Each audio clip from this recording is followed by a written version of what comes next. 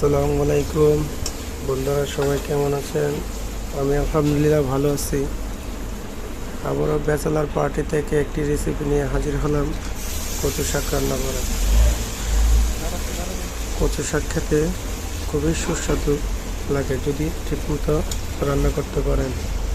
আর শাকের ভিতরে কচু শাক হলো আমার সবচেয়ে প্রিয় খাবার। তাই ব্যাচেলার পার্টির পক্ষ থেকে নিজের হাতেই কচু শাকটি রান্না করলাম।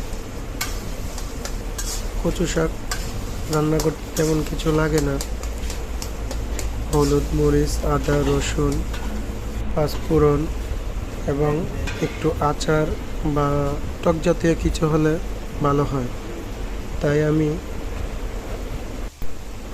একটু লেবুর রস দিয়েছিলাম, কারণ ব্যাচেলার বাসা তো আচার নেই, তাই লেবুর রস দিয়ে চালিয়ে দিলাম।